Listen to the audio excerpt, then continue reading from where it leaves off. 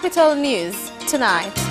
President Dr. John Magufuli assures teachers of continued efforts to resolve their challenges. Lorry drivers stranded for 5 days at Holili border between Tanzania and Kenya. And TFF reveals new dates and venues for the FA Cup quarter-finals.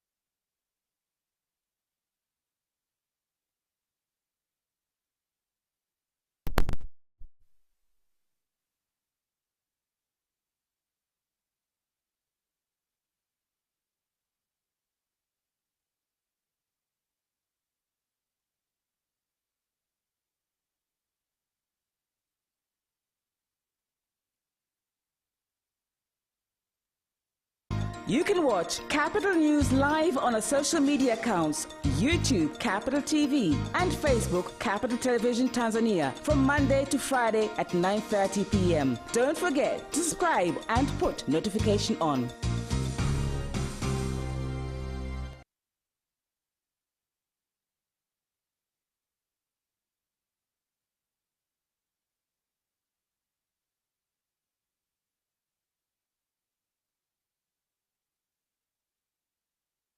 ITV, EATV, Capital TV, Radio 1, East Africa Radio na Capital Radio sasa zinapatikana kupitia satellite Interset 22 uelekeo 72.1 degree East C-band, frequency 3671 MHz, symbol rate 8571 kilosymbol per second, forward error correction 2/3, polarization horizontal.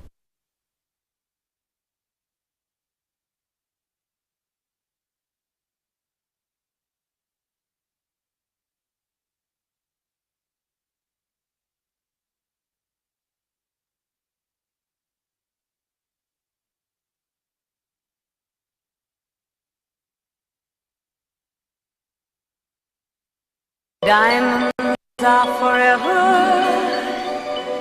they won't leave in the night. I've no fear that they might desert me.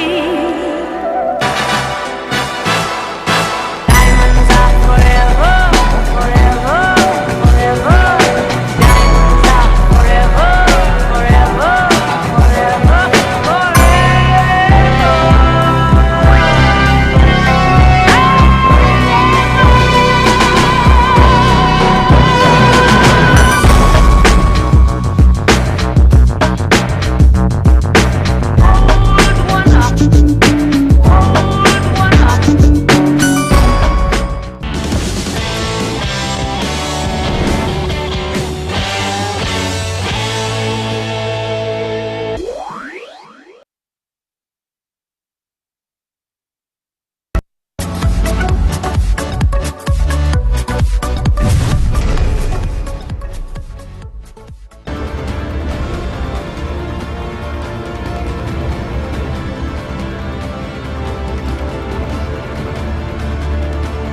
Watch Business Edition as we talk to business leaders and experts in sectors that are transforming Tanzania's economy.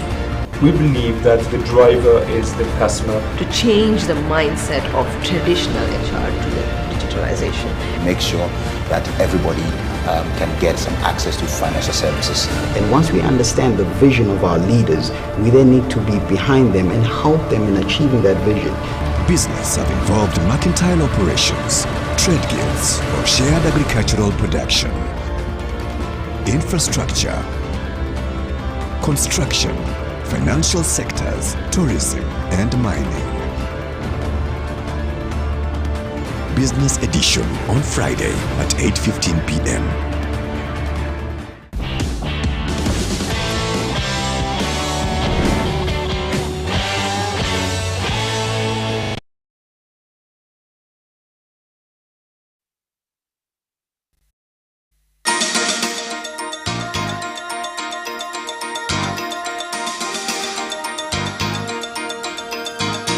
In Capital News tonight, President Dr. John Magufuli assures teachers of continued efforts to resolve their challenges. Lorry drivers are stranded for 5 days at Holili border between Tanzania and Kenya.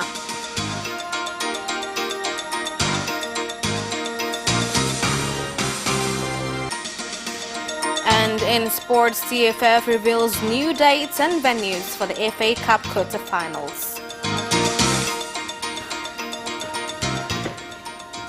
Good evening, this is Capital News at 9:30. My name is Khadija Zimbwe. First, the national news. We do apologize for the delay of our news bulletin tonight. Now, moving on, President Dr. John Magufuli has said that the government is continuing to monitor the trend of coronavirus in the country so as to determine the possibility of reopening primary and kindergarten schools, which were closed due to the coronavirus pandemic. President Magufuli made the statement when opening Tanzania Teachers Union General Meeting for elections of national leaders in Dodoma City. I commend Tanzanians, and on behalf of teachers, we've won. We must keep winning.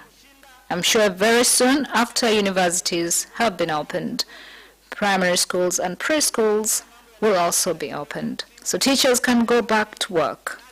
I know Tanzanian teachers like to work. By yesterday's report from PSSF Fund, it has received and paid 1.2 trillion to retired teachers, 15,029, between August 2018 and June 2020. Outstanding debt is to 2,631 teachers owed 215 billion. I would like to promise you that before August, all will have been paid. A positive reception of the free education has led to demand in teachers in many schools. If it is possible, then the government should offer jobs to teachers in the country. We commend the fifth phase government for improving infrastructure in education sector. I would like to take this opportunity to remind employers to use employee unions as a platform to conflict resolution between employers and employees, and see unions as friends and not enemies. Viongozi wa vyama vya wafanyakazi mahala pa kazi kama marafiki na sio maadui. Kenyan officials' refusal to recognize the coronavirus test certificates issued by Tanzania's Ministry of Health to lorry drivers transporting goods has left several drivers stranded for 5 days at Holili border between the two countries. They should inform our bosses about any border closures, so we are informed. This is affecting us because once we get here, we spend a lot of time. We are not able to proceed with the journey because we have not been allowed entry. They bring us products here and we pay customs from here too. On May 22nd, leaders, including ministers from the two countries, had a meeting in Namanga, and it was agreed that testing, once done in either country, should be enough. But Kenya has not respected the agreement reached. This is causing a lot of queues. The Chief of Defense Forces, General Venance Mabeyo, has warned officers of Tanzania People's Defense Force TPDF to adhere to their sworn oath in fulfilling their responsibility to serve Tanzanians, and warned that the force will not hesitate to fire any officer who goes against TPDF rules. General Mabeyo gave the warning when speaking to over 3,500 new recruits of TPDF Group 39 who graduated from military training at Gihangaiko Military Training School at Msata, Bagamoyo District, Coast Region.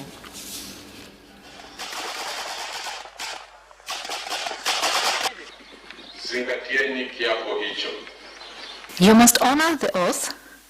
Breaking it means you'll be removing yourself from the army. The oath generates laws governing peace over our nation.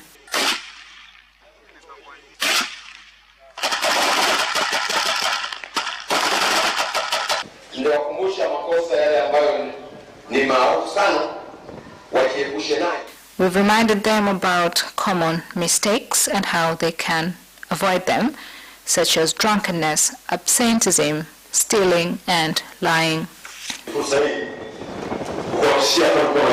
These officers are qualified and ready to serve Tanzania People Defense Force.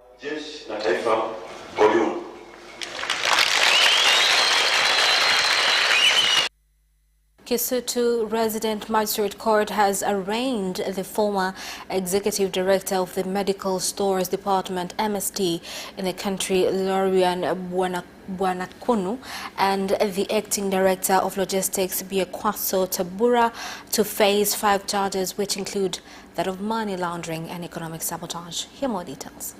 Reading the charges, State Prosecutor Faraji Nguka and PCCB Prosecutors Sophia Nyanda and Fatma Waziri told the court that in the first offense, both accused are charged with leading a criminal network which falls under economic sabotage. In the second charge, the accused are alleged to incur MSD losses, whereby 2 are said to have been between 1st July 2016 and 30th June 2019 at Keko in Temeke District, Dar es Salaam City, which caused the MSD to incur a loss of 3,816,727,112.7 shillings.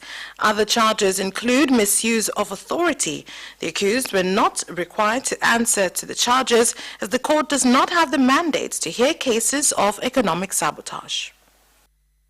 Tanzania, in collaboration with the embassies of Sweden, Norway, Finland and Denmark, has joined other nations in the world to commemorate World Environment Day by launching a tree planting campaign at the Agriculture Training Center in Bweri, Musoma Municipal, Mara region. If you are moving around Mara, you will find the natural vegetation has gone. All have been cleared by human beings. And the major reason why these are cleared is because of poverty, how to get income. You'll find that the trees which are cleared are used to make charcoal as a source of energy, which are used in the cities.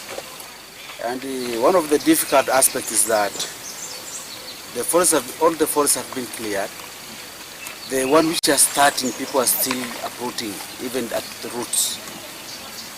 And this is dangerous for the region and for the sustainability of the community. Fighting poverty and climate change together through agroforestry and strengthening farmer organizations to empower farmer families to fight poverty, hunger, deforestation in order to contribute to reduction in the loss of biodiversity. That is the mission of the organization. So, in order to achieve this mission via agroforestry, has done a lot. And before that, you know, the ecosystem of the earth. This type of tree planting nourishes the soil. The tree matures in 18 to 30 years, but the right time to harvest is after 20 or 25 years. We urge farmers to plant trees as it is good for rain, but it also nourishes the soil.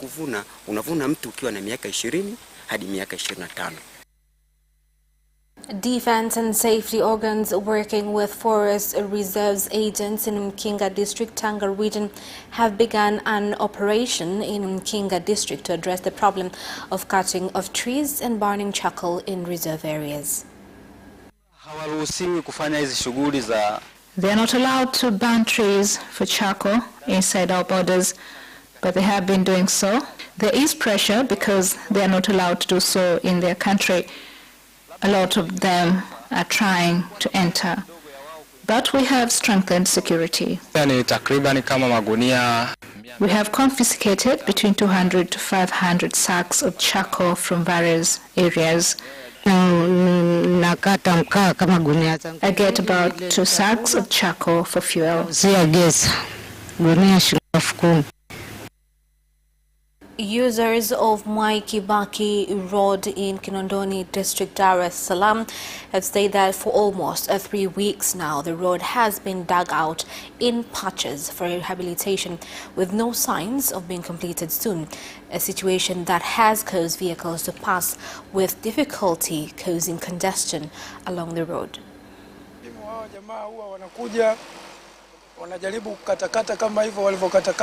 They are planning on carrying out some repair, but it takes longer before the actual work begins, which causes a lot of traffic. It is not safe at all, and one can easily get hurt. The stretch is too long, which is challenging for road users.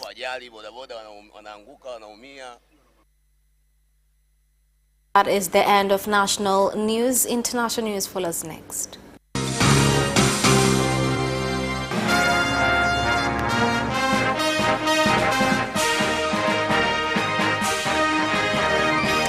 And in international news, Prime Minister Ruhakana Rugunda has gone into isolation after some of the people he was in contact with tested positive for COVID-19. Prime Minister Rugunda tweeted on Friday that his own test results are negative, but that he has taken the decision as recommended by health measures. Now, the Ministry of Health has said 35 more people have tested positive for the virus, bringing the tally of confirmed cases to 557 in Uganda. Chief Administrative Secretary Dr. Messi Mwangangi on Friday announced that coronavirus infections in the country have gone up to 2,474 after 134 patients tested positive from 3,177 samples tested in the last 24 hours. She said that the new cases comprise of 131 Kenyan nationals and 3 foreigners. Counties to move with speed to utilize the 5 billion Kenya shillings that has already been disbursed to them to ensure that they upgrade their health facilities in readiness of managing COVID-19 cases. Turning on to now our current COVID-19 situation, 134 people have tested positive from 3,177 samples that were tested in the last 24 hours. This therefore brings the total number of positive cases to 2,474. You have seen that this pandemic is still spiking. You have also seen all over the world that nobody has opened any school when the pandemic is still spiking. But you have also seen in places like South Korea or Israel, where everything was done correctly and people rushed to open and they have closed. So it would be of no consequence if you ask me, are we opening yesterday? I think that pronouncement will be made by somebody else at an appropriate time. Rwanda reported 13 more coronavirus cases in the last 24 hours, tested from 1,369 samples. The Ministry of Health has said all the cases are related to the Rusizi cluster and have been isolated and contact traced. Rwanda has since March 14th recovered 410 coronavirus cases, of whom 280 have recovered. We are calling on Rusizi residents to adhere to lockdown measures. They should not fear hunger because the government has already made plans of providing food. If you look at the pace of new coronavirus cases, it shows that it is necessary to abide to lockdown measures in order to reduce more cases of the spread of the virus. Citizens in Bujumbura, Burundi are reported to have started ignoring prevention measures against the coronavirus at a time when the country has reported 21 new infections, bringing the tally to 63. Now, in various parts of Bujumbura, people have been seen in crowded areas, others holding hands and some ignoring instructions to wash hands before accessing various services. In our market, we have took all necessary measures to maintain safety of our people. We have enough soaps and running water, as how it was advised by health officers. Despite all the efforts that we took, but unfortunately our water authority has not been providing clean water for us for a period of 2 months now. We are actually calling on them to remember providing water at our market. And that is the end of international news. Business news follows shortly after this break. We'll be right back.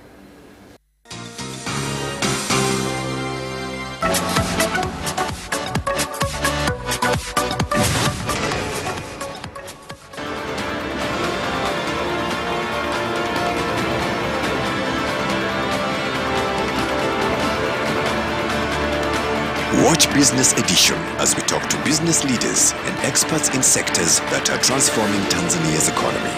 We believe that the driver is the customer. To change the mindset of traditional HR to the digitalization. Make sure that everybody can get some access to financial services. And once we understand the vision of our leaders, we then need to be behind them and help them in achieving that vision. Business have involved mercantile operations, trade guilds, or shared agricultural production, infrastructure, construction, financial sectors, tourism, and mining. Business Edition on Friday at 8:15 p.m.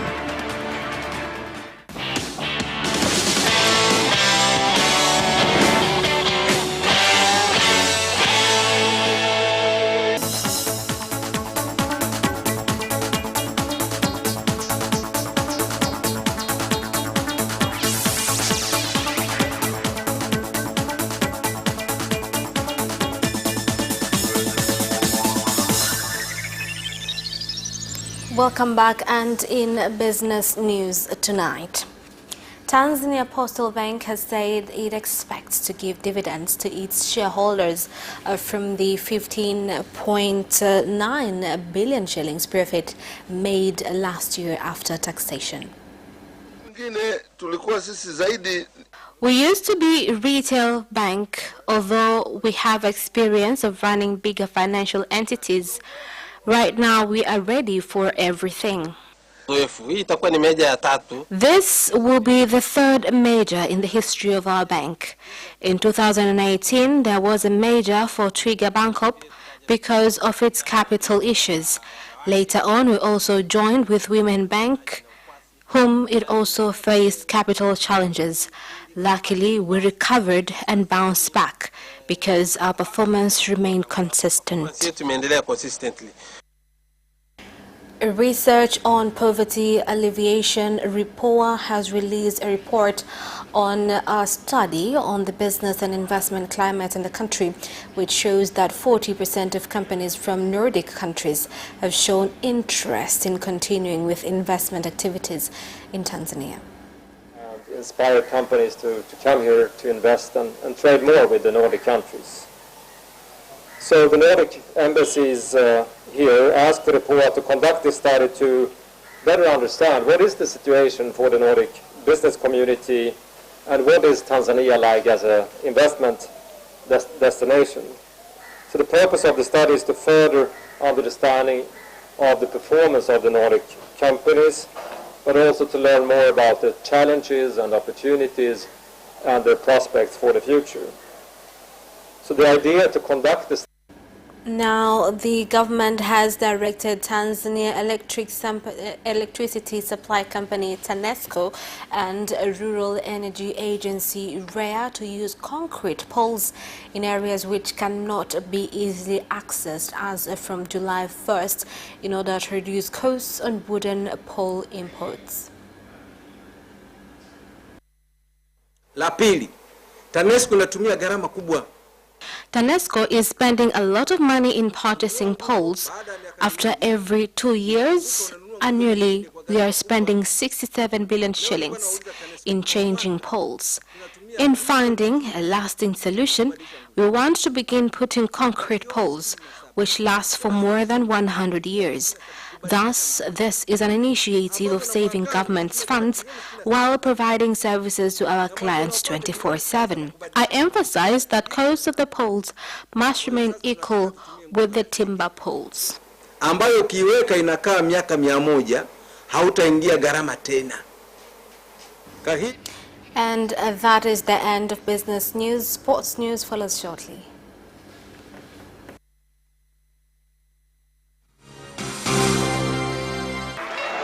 Away first time, good start from Bolt. Bolt leading a moment of going away. Gay trying to go with him, and he's being dragged through the second.